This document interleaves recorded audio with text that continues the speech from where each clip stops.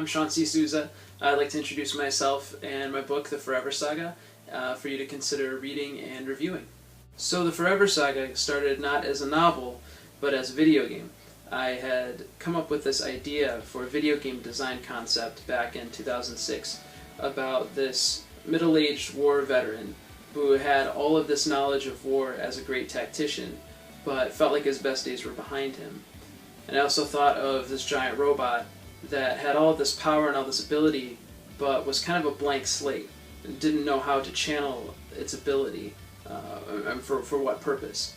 And I thought, what if I threw those two things together, kind of a mix of the old and the past and the new and the futuristic, and threw them together as unlikely partners in the secret war against this deadly enemy, in a war that would actually change the course of human history.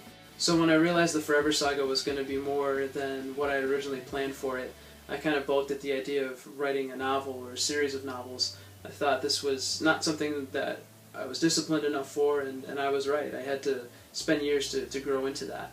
I had spent all of 2006 researching before writing it, and I reached a point where I thought, well, if I keep researching, I'm just going to go nuts. I just got to start writing and take the risk. So I finished the rough draft in the first half of 2007, and since then I've just been editing and teaching myself to be a proficient writer, learning how to tell a good story, and also find my voice and how to tell that story in a way that's unique to me. So the first novel of the Forever Saga is called Flash, and it's sitting right here next to me.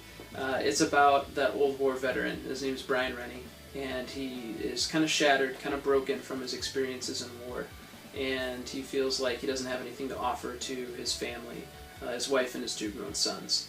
And that belief kind of puts him at odds with his younger son, Jason, who is just graduating college. And the story, Flash, is really about Brian and Jason as father and son. It's about Brian's redemption from his wounds and from his failures in the past. And it's about how Jason kind of grows into his own man as he seeks to understand his father better.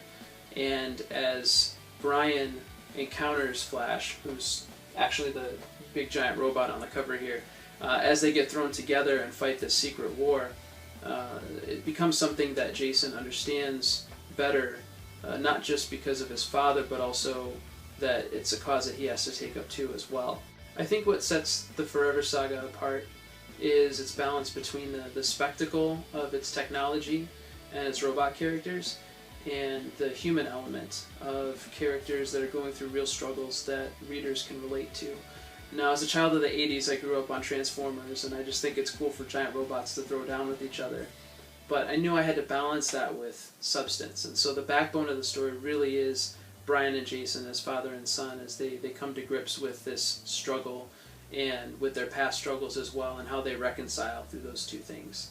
It's a story that I'm proud to tell, and I think that it'll strike a chord with younger and older audiences. So far, all the reader reviews have been extremely positive, and one of the things that all of them have said across the board has been that they weren't expecting the human drama to be so powerful. They saw the cover and they saw the synopsis, and they thought, well, I think I pretty much know what I'm getting into here. But the science fiction is just the wrapping, or just the vehicle that delivers the story to the reader. I wanted the story to be strong enough on its own where it could be any genre and it would still resonate with readers. I'm at the point where I'm getting the Forever Saga out to a larger audience and getting the word out. And that's why I'm asking you to consider writing a review of the first novel, or interviewing me, or featuring it in any way you see fit.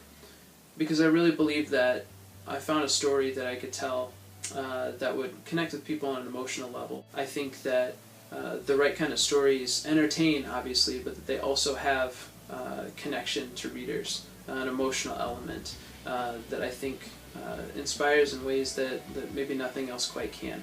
It would be great for the Forever Saga to become the next great entertainment franchise, like a Harry Potter or a Lord of the Rings or a Twilight. But really, the reason what kept me going after receiving a lot of rejection letters, or going through a round of edits for the 7th or 8th time over the last several years, is that I really believed in the story that I had to tell, and the characters and the struggles that they went through. Because a lot of those struggles are my own. And so I really believe that in the right hands, that this story could really take off and could really reach a much bigger audience than it could otherwise. The Forever Saga Flash is available on Amazon.com in ebook and paperback formats, and also on Apple iBooks, Kobo Store, and Barnes & Noble Nook online store. If you want to know more information, you can go to theforeversaga.com. You'll find a little bit more about me and the book, and a little bit of my story behind writing the book through my blog. And so I thank you for taking the time to watch this, and I look forward to hearing from you soon.